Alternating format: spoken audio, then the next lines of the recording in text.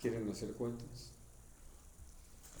Si nosotros hablamos del diezmo, de los diezmos, pues nosotros vemos cómo es que había de parte de lo que el Señor había provisto, suficiente como para que los levitas se dedicaran a su ministerio y estuvieran ahí sin la preocupación o la tentación de conseguirse un trabajo para ir solventando las necesidades, porque iban a tener suficiente. Ahora, ellos iban a dar el diezmo de los diezmos a los sacerdotes, exactamente para lo mismo, para que los sacerdotes estuvieran consagrados al Señor. Y uno puede entender que ese es el propósito de parte del Señor, que las cosas sean de esta manera, porque si uno se olvida de cosas como esta, va uno a dejar de entender el propósito de Dios. Ahora, quiero mencionarlo, hay que verlo desde los dos lados. En primer lugar, hablando de lo que es el pueblo, al dar el diezmo, alguna vez les he comentado que una persona que asistía con nosotros, ya hace algunos años atrás, dijo: yo no te voy a dar diezmo. Me pues así como que, pues ahora sí que es muy tu decisión, ¿no? Y ya me dice, porque finalmente, dice, pero luego tú te vas a Sanborns. Y ya él, como me lo gaste, ya es un asunto mío, ¿no? Pero bueno, dije, como tú quieras, ese es tu problema. Por la idea que tiene, ¿no? Ahora, también, por el otro lado, quien recibe necesita entender de qué se trata. Si yo recibo, es para consagrarme, para no estar distraído en ninguna otra cosa, ni nada por el estilo. Y tengo la idea que alguna vez, algunos de ustedes lo escucharon, no estaban todos los que están ahora, pero tuvimos la oportunidad de conocer a un hermano nuestro que supimos que él se fue de regreso a los Estados Unidos porque estaba él solventado en sus gastos por la iglesia allá, y se fue porque estaba muy agotado,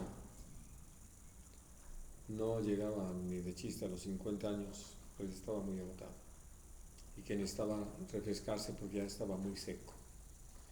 Y cuando manda una carta para la iglesia aquí, les dice cómo ya había recorrido casi la mayoría de los campos de golf del estado, donde se estaba naturalmente refrescando. Hablando de cosas que son molestas, porque ahí sí uno dice de plano, qué idea de esto.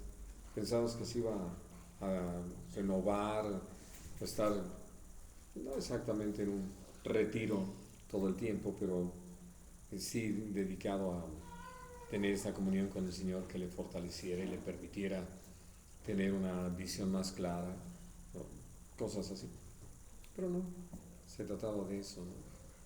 Bueno, por eso entiendo que con cosas como estas y otras más que hemos conocido, empieza a mostrarse la falta de entendimiento, porque insisto, en este capítulo, tanto para el pueblo como para los levitas y sacerdotes, cada quien necesita entender cuál es su parte, cuál es su responsabilidad, a qué obedece toda esta instrucción de parte del Señor. Bueno, en 1 Corintios, en el capítulo 9,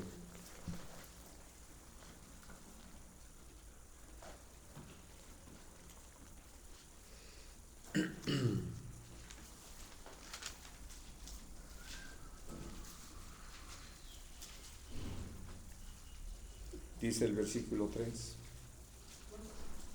9:3. Contra los que me acusan, esta es mi defensa. ¿Acaso no tenemos derecho de comer y beber? ¿No tenemos derecho de traer con nosotros una hermana por mujer, como también los otros apóstoles y los hermanos del Señor y Cefas? ¿O solo yo y Bernabé no tenemos derecho de no trabajar? ¿Quién fue jamás soldado a sus propias expensas? ¿Quién plantó viña y no come de su fruto? ¿O quién apacienta el rebaño y no toma de la leche del rebaño? ¿Digo esto solo como hombre? ¿No dice esto también la ley? Porque en la ley de Moisés está escrito: no pondrás bozal al buey que trilla. ¿Tiene Dios cuidado de los bueyes o lo dice enteramente por nosotros? Pues por nosotros escribió: porque con esperanza debe arar el que ara, y el que trilla con esperanza de recibir del fruto. Si nosotros sembramos entre vosotros lo espiritual, ¿es gran cosa si segáremos de vosotros lo material? Si otros participan de este derecho sobre vosotros, ¿cuánto más nosotros? Pero no hemos usado de este derecho, sino que lo soportamos todo, por no poner ningún obstáculo al Evangelio de Cristo. ¿No sabéis que los que trabajan en las cosas sagradas comen del templo, y que los que sirven al altar del altar participan? Así también ordenó el Señor a los que anuncian el Evangelio, que vivan del Evangelio. Bien, ahora, una vez que uno puede mirar esto, uno se da cuenta que no era solamente una instrucción para el Antiguo Testamento. Esto es algo que Dios da con una visión renovada para la iglesia, es decir, permanece siendo lo mismo. Y naturalmente, al recibir alguien en lo espiritual, el Señor lo establece, ¿no? Como lo dice también Gálatas 6, que el que es ministrado en lo material, en lo espiritual, ministre en lo material. Ahora, en sí, el que quiere servir a Dios, como lo dice aquí adelante, es porque reconoce que Dios lo ha llamado y que está dispuesto a compartir la palabra que hemos recibido de parte de Dios, porque volveremos siempre a lo mismo. No podemos dar de lo que no hemos recibido. Y si hemos aprendido del Señor, más vale que compartamos. Ahora, Dios nos llama a ser fieles, haya o no haya. Ya si la gente que recibe no responde, ese es un asunto de ellos con Dios. Pero lo peor que yo puedo hacer es empezar a presionarlos para que den. Por algo aquí mismo en esta epístola, el apóstol Pablo escribe: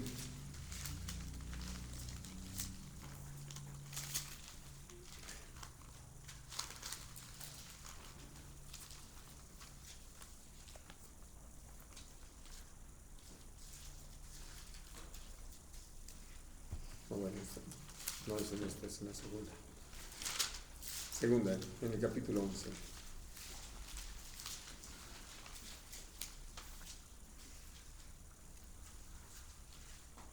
Dice el versículo 7: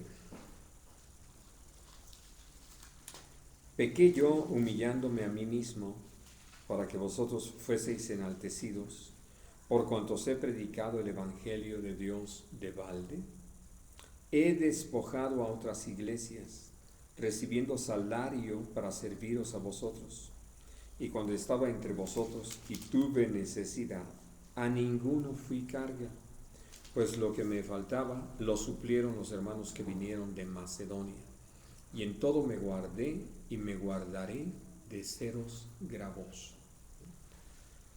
Hablando de que evidentemente por la misma carnalidad de la iglesia en Corinto, el apóstol Pablo había tomado esa medida de la que leíamos en el capítulo 9 de Primera de Corintios, donde teniendo todo el derecho, no quiso hacer uso del mismo por la actitud carnal de la iglesia.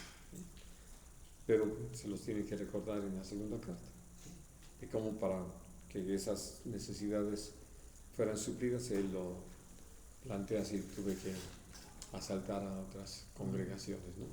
Bueno, En Filipenses, en el capítulo 4, el apóstol Pablo también toca este tema.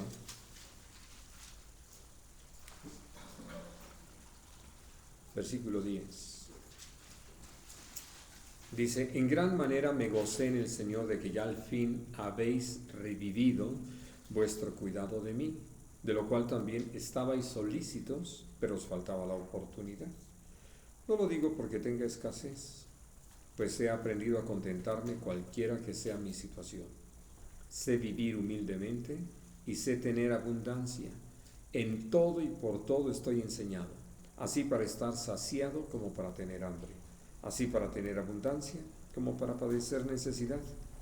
Todo lo puedo en Cristo que me fortalece. Sin embargo, bien hicisteis en participar conmigo en mi tribulación. Y sabéis también vosotros, oh Filipenses, que al principio de la predicación del Evangelio, cuando partí de Macedonia, ninguna iglesia participó conmigo en razón de dar y recibir, sino vosotros solos. Pues a una Tesalónica me enviasteis una y otra vez para mis necesidades. No es que busque dádivas, sino que busco fruto que abunde en vuestra cuenta. Pero todo lo he recibido y tengo abundancia. Estoy lleno, habiendo recibido de Epafrodito lo que enviasteis, olor fragante, sacrificio acepto, agradable a Dios. Ahora, en sí, hablando de esto, si ustedes tienen presente lo que leíamos en Números 18, ¿qué es lo que queda muy claro con respecto al cuidado de Dios con respecto a los levitas y sacerdotes? Al ver todo lo que está ahí descrito, ¿qué es lo que ustedes ven que el Señor cubre o cuida? A sus siervos, ¿no? Digamos a sus sacerdotes. No, de ellos, ¿qué es lo que cuida? Su alimentación. Su alimentación. ¿No? Lo del pan de cada día. Y lo digo precisamente por esto que acabamos de leer aquí. Sé que uno sirviendo al Señor, por eso les decía, hablando de lo que está en el capítulo 9 de 1 Corintios, que el mismo apóstol Pablo habla de que haya o no haya, nos es impuesta carga. Vamos a servir al Señor y lo que necesitamos es aprender a hacerlo voluntariamente, con agrado de que Dios nos haya tomado en cuenta, pero eso no le quita la responsabilidad a la gente.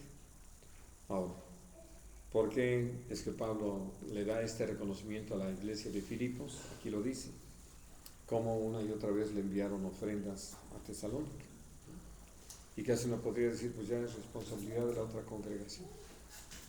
Pero los hermanos no se desentendieron de él, considerando lo que podría suceder, que mientras empieza a crecer la congregación y a aprender todo esto, pues iba a necesitar apoyo. Y lo hicieron. Después, por lo que entendemos, lo descuidaron, sobre todo lo que dice al final del capítulo 2, de que Epafrodito estuvo a punto de morir por cubrir las necesidades del apóstol Pablo. Bien. Ahora, esto lo menciono por lo siguiente. Vamos a leer en Malaquías 3:10, ya saben, un versículo favorito de algunos.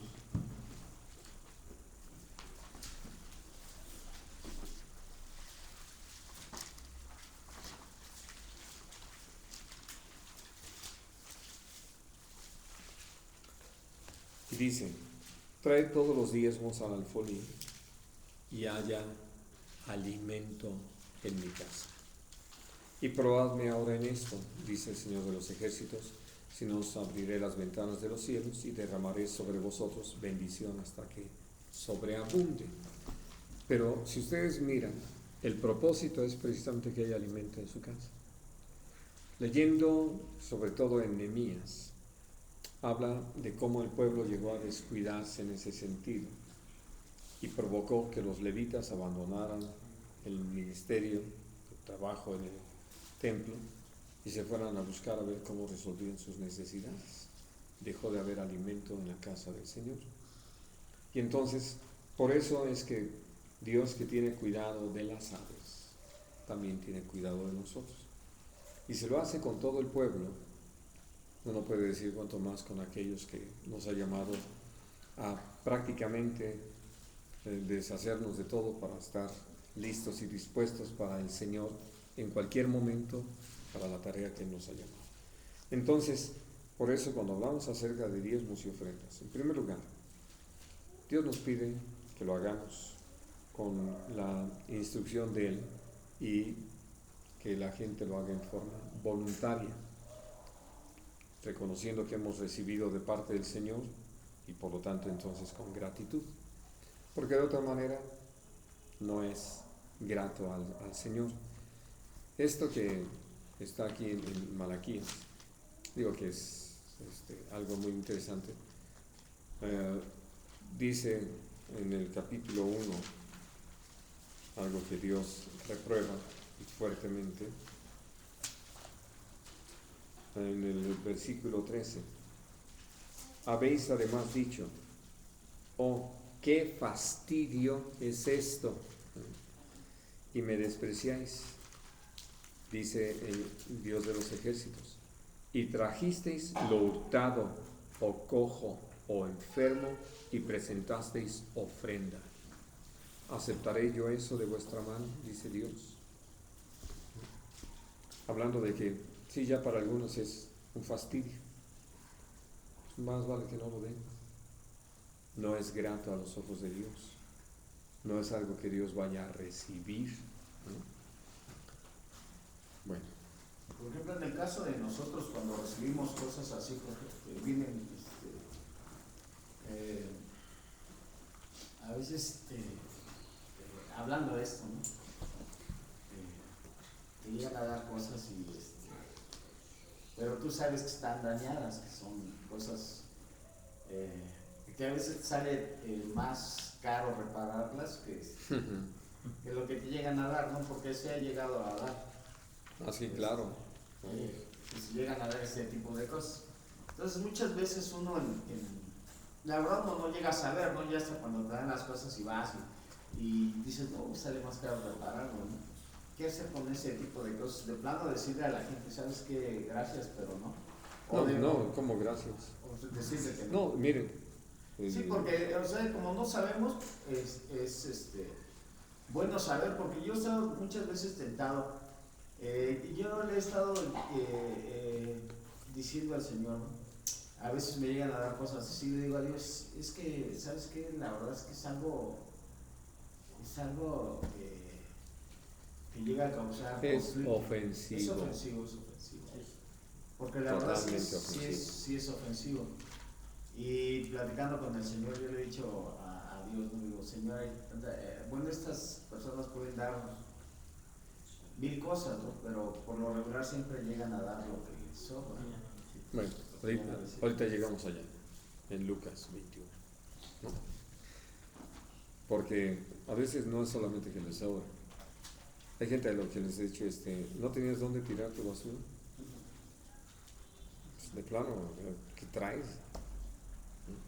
Y sí, y naturalmente, sabiendo quiénes son, porque hay gente cuyos recursos son tan escasos, Sí. que entonces uno lo valora y lo aprecia, y vaya que lo recibe y lo guarda, lo conserva, lo usa, en fin. Yo te decía porque una vez había una hermana, no es de aquí de la asociación ni nada, era una hermana que conocí, me dijo, ¿sabes que yo tengo un tanque estacionario? Dijo, pues genial, ¿no? Se vete por ir hasta la casa y ya fue. Le dije, estaba buscando cómo traérmelo, pero ya cuando lo empezamos a bajar, pues era un tanquezote grandote, ¿no? Me dice mi hermano, ¿sabes qué? Ve y vende el fierro viejo y dámelo de la gasolina, porque... No, sí. Y la verdad fue lo que hice, ya más lo vendí y le di lo de la gasolina y dice, nada más le fuimos a sacar su basura, es real. Sí. Y la gente no lo llega a entender, ¿no? Así es. No, y por eso me aprovecho esto, ya escogí aquí pasajes para que leamos. Vamos a Primera de Samuel, en el capítulo 2.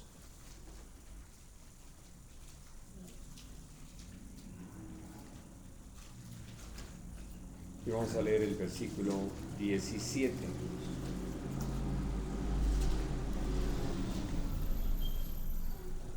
Dice: era pues muy grande delante de Dios el pecado de los jóvenes, Ofni y Fines, porque los hombres menospreciaban las ofrendas del Señor. Hablando de los sacerdotes en este caso. Bueno, ahora, leo en Levítico 22.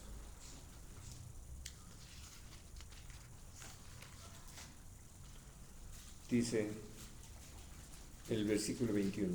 Asimismo, cuando alguno ofreciere sacrificio en ofrenda de paz al Señor para cumplir un voto, o como ofrenda voluntaria, sea de vacas o de ovejas, para que sea aceptado, será sin defecto. Lo que leíamos un poquito en Malaquías 1:13.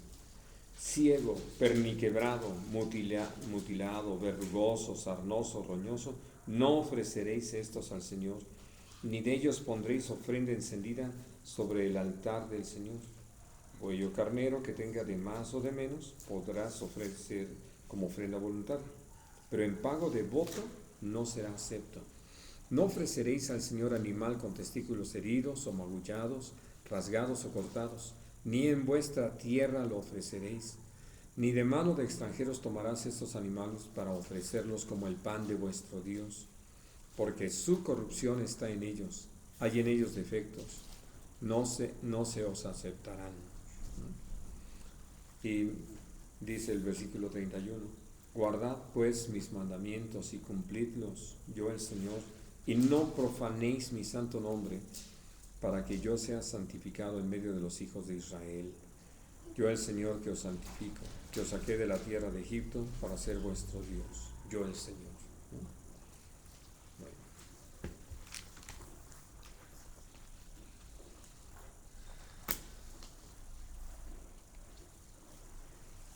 En Isaías capítulo 1,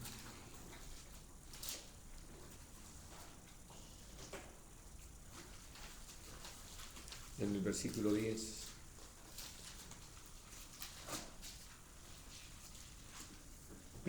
príncipes de Sodoma, oíd la palabra del Señor, escuchad la ley de nuestro Dios, pueblo de Gomorra.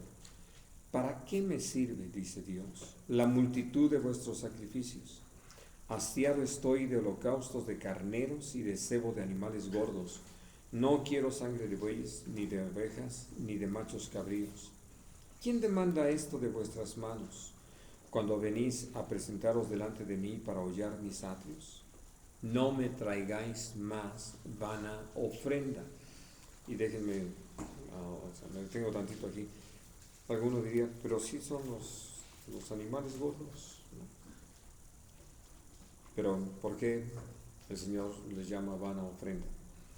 Dice inmediatamente, el incienso me es abominación, luna nueva y día de reposo, el convocar asambleas.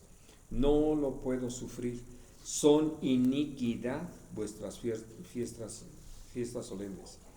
Vuestras lunas nuevas y vuestras fiestas solemnes las tiene aborrecidas mi alma, me son gravosas, cansado estoy de soportarlas.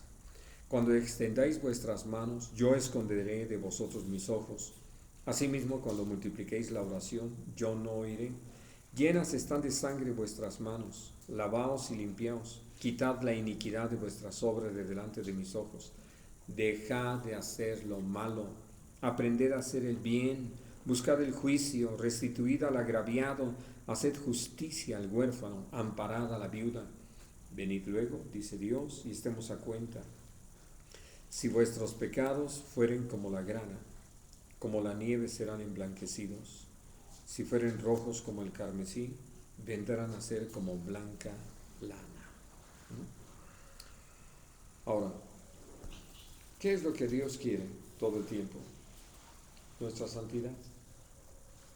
Que nuestro caminar sea grato, para que cuando le ofrezcamos al Señor, lo hagamos no por cumplir, no por superstición, sino con gratitud, voluntariamente, en un pleno reconocimiento de a quién le estamos ofrendando, a quién le estamos ofreciendo, porque la falta de ese entendimiento nos ha llevado precisamente a hacer cosas que son indignas de Dios, son afrentosas, ¿no?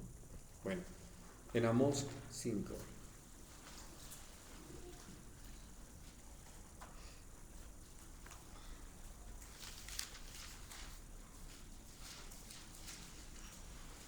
Dice el versículo 21: abominé vuestras solemnidades y no me complaceré en vuestras asambleas. Y si me ofreciereis vuestros holocaustos y vuestras ofrendas, no lo recibiré, ni miraré a las ofrendas de paz de vuestros animales engordados. Quita de mí la multitud de tus cantares, pues no escucharé las salmodias de tus instrumentos, pero corre el juicio como las aguas y la justicia como impetuoso arroyo. Me ofrecisteis sacrificios y ofrendas en el desierto en 40 años, oh casa de Israel. Antes bien, llevabais el tabernáculo de vuestro Moloch y Kium, ídolos vuestros, la estrella de vuestros dioses que os hicisteis. Os haré pues transportar más allá de Damasco, ha dicho Dios, cuyo nombre es Dios de los ejércitos. Bien, es decir, con todos estos pasajes lo que encontramos es que para el Señor no es tanto el asunto de que le ofrezcamos algo, le ofrendemos, sino qué corazón tenemos. Y que para Él, pues lo importante es que tengamos ese reconocimiento de que estamos delante de un Dios santo y puro y limpio y justo y verdadero, y no que nos comportamos así. Porque esto que empezó a mencionar Rafa, el hecho de que alguien se atreva a hacer ese tipo de cosas es porque tiene ese desprecio hacia Dios mismo, ¿no? Y entonces por eso tiene esa actitud de casi pues a mí me sobra, entonces tómenlo, ¿no? Lucas 21.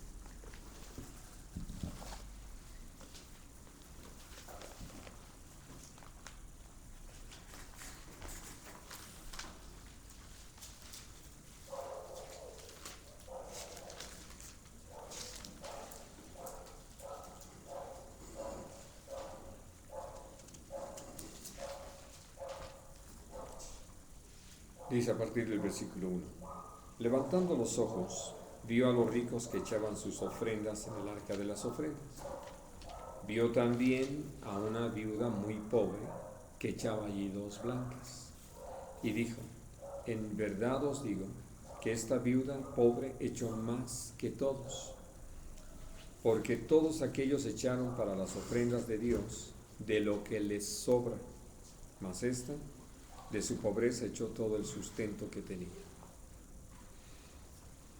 Y entonces, hablando de eso, de que algunos nada más para cubrir el asunto de la ofrenda, se meten la mano al bolsillo a ver qué quedó cuando pagaron el micro, ¿no? Y lo ponen ahí. Es decir, no es algo que prepararon, no es algo que dispusieron en su corazón, algo que fuera grato al Señor, sino simplemente cubrieron el requisito. Y aún hablando de esto, de ricos que tienen y que depositan ahí algo que por la cantidad puede impresionar, pero no a Dios, ¿no? Por eso, hablando de ciertas personas que dan una determinada cantidad que parece enorme, quienes lo conocen dicen, bueno, eso es como quitarle un pelo a un gato, hablando de que lo que tienen es tanto que realmente lo que están haciendo para nada representa un verdadero desprendimiento de lo material. En realidad están solamente haciendo algo para cubrir las apariencias, ¿no? Y por eso nuestro Señor Jesucristo lo menciona. la gran diferencia de alguien que quiere dar y que entonces, al igual que lo que leemos acá en 2 de Corintios 8,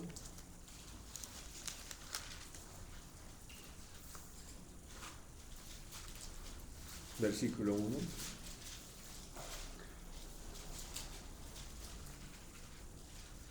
Dice: asimismo, hermanos, os hacemos saber la gracia de Dios que se ha dado a las iglesias de Macedonia, que en grande prueba de tribulación, la abundancia de su gozo y su profunda pobreza abundaron en riquezas de su generosidad. Pues doy testimonio de que con agrado han dado conforme a sus fuerzas y aún más allá de sus fuerzas, pidiéndonos con muchos ruegos que les concediésemos el privilegio de participar en este servicio para los santos, y no como lo esperábamos, sino que a sí mismos se dieron primeramente al Señor y luego a nosotros por la voluntad de Dios. Hablando de eso, de cuando alguien quiere dar, de veras está en el anhelo de hacerlo, ¿no? Y que no importa su condición económica, sino que hay el verdadero anhelo de ser usado por Dios para bendecir a otros. Creo que aquí ya estamos hablando de esto que dice en el capítulo 9, en el versículo 1, en cuanto a la administración para los santos. Ya están pensando en compartir con otros, como lo dice desde Romanos 15, de cómo los hermanos en Macedonia se habían dispuesto a mandar una ofrenda para ayudar a los pobres en Jerusalén, en Judea, que es otro tema que también repite, era lo que iba a leerles antes en 1 Corintios 16, pero que es realmente lo que es ministrar a los santos, es decir, recoger una ofrenda que se está preparada para apoyar a los hermanos que tienen necesidad. Y dice algo muy importante que mencionaba hace un rato, en el mismo capítulo 8, que ya leímos antes, en el versículo 12. Porque si primero hay la voluntad dispuesta, será acepta según lo que uno tiene, no según lo que no tiene, ¿no? Y por eso les decía, ¿qué es lo que se va a ofrendar? Lo que se tiene. Por eso nada de promesas y hay cosas para el futuro. No hay en este momento, no se da. Ya si después Dios provee y se quiere, pues se da. Pero ¿para qué hacer promesas que nada más han sido una carga para muchos, que los han llevado hasta el punto de sentirse, como les decía, condenados, ¿no? Y que los ha hasta provocado a apartarse de la congregación, porque como no pueden cubrir, se sienten mal de que cada vez que los ve el pastor, alguno de los ancianos de la iglesia, que les dice: no, incómodo, terrible. Ahí mismo en el 9, pero ahora en el versículo 7, esta es ahora sí que la conclusión tremenda, ¿no? Cada uno dé como propuso en su corazón, no con tristeza ni por necesidad, porque Dios ama al dador alegre, ¿no? Y ese es el punto. Así es. Ahora, cuando nosotros lo hacemos, cuando realmente nos disponemos a ser usados por Dios, en tanto ofrendando, diezmando, dando, compartiendo con las necesidades de nuestros hermanos, ¿qué sucede? Versículo 12. Porque la administración de este servicio no solamente suple lo que a los santos falta, sino que también abunda en muchas acciones de gracias a Dios, pues por la experiencia de esta administración glorifican a Dios por la obediencia que profesáis al Evangelio de Cristo y por la liberalidad de vuestra contribución para ellos y para todos, asimismo en la oración de ellos por vosotros, a quienes aman a causa de la superabundante gracia de Dios en vosotros. Gracias a Dios por su don inefable. Muy bien. ¿Preguntas? comentarios. En la lista que vimos en Éxodo 35, ¿se puede o tiene alguna relación, aunque no es una lista, sino en Hechos 4, cuando la iglesia pone lo obtenido de venta de lo que tienen propiedades a los pies de los apóstoles? ¿Es lo mismo? ¿Es una Ofrenda voluntaria. voluntaria? Sí, nadie se las andaba pidiendo, no los andaban persiguiendo para que. A diferencia del inicio del 5 con Ananías y Zafira, ¿no? No, ellos tampoco se los pidieron. Ellos, más bien ellos entran en la categoría de los que no saben ofrendar, de los que lo hacen. El asunto ese fue el problema. Sí. Ni siquiera querían menos. Y se los hizo Pedro. Sí. No podía hacer Ellos hubieran podido conservar. lo que Ujú. Sí, pero ¿por qué lo hicieron? Evidentemente por no una causa limpia o sana. quisieran. Sí. Y- Entonces, lo que necesitamos hacer es recordar, por ejemplo, lo que dice Hebreos 11 con respecto a la ofrenda de Abel, a diferencia de la ofrenda de Caín, ¿no? ¿Por qué la de Abel fue agradable a los ojos de Dios y la de Caín fue desagradable? Pues precisamente por la actitud que se tiene. Y ahí mismo en Éxodo 35, en el versículo 25 y 26, que habla de las mujeres que Se pusieron a trabajar. Ajá, Ya no eso. entré en eso porque Ok. tendríamos que haber hablado de Bezalel, Aholiab y todos los que empezaron a participar en el trabajo. Pero Sí. ese trabajo también se considera como una ofrenda. Naturalmente es una participación voluntaria Ok. y con entendimiento, no es obligatorio. Sí, tampoco. Muy bien. ¿Alguna otra cosa, hermanos? ¿O todo les quedó suficientemente claro, oscuro? Pues entonces, demos gracias al Señor.